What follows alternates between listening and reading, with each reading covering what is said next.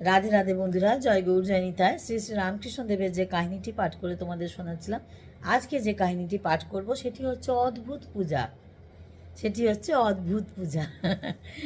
যাই হোক, তোমরা শোনো, ভালো লাগবে তোমাদের। আমার তো পাঠ করে তোমাদের শোনাতে খুবই ভালো লাগে, কিন্তু তোমাদের কার কেমন লাগছে সেটি আমাকে কমেন্টে জানিও, তাহলে আরও ভালো লাগবে। আরও নতুন কিছু তোমাদের উপহার দেওয়ার চেষ্টা করব। আর কার কি ভালো লাগে সেগুলো বলো, জানিও। শ্রীরামকৃষ্ণ তখন মা কালীকে কেবল মন্দিরেই নয়, নিজের ভেতর সব মানুষের, সব প্রাণীর, সব কিছুর ভিতর দেখতে পেতেন। তার আগে যুগে যুগে কত মুনি, ঋষি, সাধক এভাবে সকলের ভিতর ভগবানকে দেখেছেন। একদিন পুজোর সময় মন্দিরে একটা বিড়াল ঢুকলো। তার ভিতর মা কালীকে দেখতে পেয়ে খাবি মা, খাবি মা বলে রামকৃষ্ণ বিড়ালটিকে ভোগের লুচি খাইয়ে দিলেন। এমনি অনেক কিছুই ঘটতে লাগলো। মামার কাণ্ড অমনি অনেক কিছু ঘটতে লাগলো। মামার কাণ্ড দেখে হৃদয় ভয় তটস্থ। কালীবাড়ির কেউ যদি এসব দেখে ফেলে কি হবে তাহলে? তা একদিন কালীবাড়ির কর্মচারীরা সব দেখে ফেলল আর খবর পাঠালো মথুরবাবু ও রাসমণির কাছে। ছোট ভট্টাচার্য পুজো করছেন না অনাচার করছেন? কালীবাড়ির লোকেরা শ্রীরামকৃষ্ণকে ছোট ভট্টাচার্য বলতো, রামকুমারের ভাই বলে। মথুরবাবু তো শ্রীরামকৃষ্ণকে জানতেন। তিনি বলে পাঠালেন, ছোট ভট্টাচার্য যেমন পুজো করছেন তেমন করুন, তাকে কেউ কিছু বলো না, আমি গিয়ে দেখছি। মথুরবাবু ভীষণ ভালোবাসতেন রামকৃষ্ণদেবকে, ভীষণ ভালোবাসেন, শ্রদ্ধা করতেন, খুবই ভালোবাসেন। রানী রাসমণিও তাই, খুবই ভালোবাসতেন তাকে, খুব স্নেহ করতেন।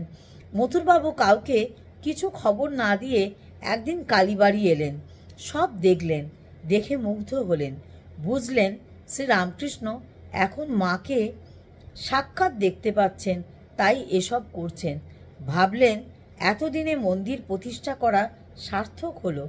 বাইরে থেকে বারবার মা কালীকেও, শ্রীরামকৃষ্ণকেও প্রণাম করতে তিনি ফিরে গেলেন। ফিরে গিয়েই কর্মচারীদের জানালেন, ছোট ভট্টাচার্য যেমন খুশি তেমন পুজো করুন, কিচ্ছু হবে না, তাকে কেউ কিচ্ছু বলো না, কেউ বাধা দিও না। কাহিনীটি এই পর্যন্ত। রামকৃষ্ণ সকলেরই ভিতরে এখন ভগবানে মা কালীকে করেন দর্শন। বেড়ালের ভেতরেও কালীকে দেখিয়া তাকেই ভোগের লুচি দেন খাওয়াইয়া। সকল জীবের মধ্যে ঈশ্বর কিন্তু থাকেন, সকল জীবের মধ্যে ঈশ্বর থাকেন।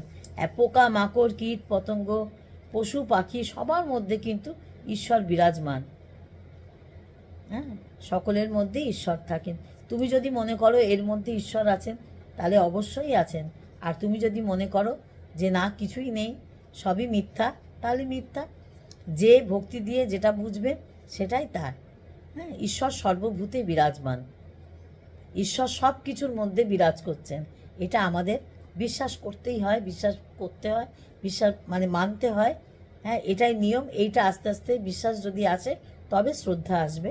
শ্রদ্ধা ভক্তি একদিনে আসে না, ধীরে ধীরে আসতে থাকে। যাই হোক, তোমরা সঙ্গে থাকো, সাথে থাকো, ভালো থাকো, ভিডিও দেখতে থাকো, লাইক দেবে, কিছু একটা কমেন্ট করবে। ততক্ষণ রাধে রাধে, জয় গুরু জয় নিতাই।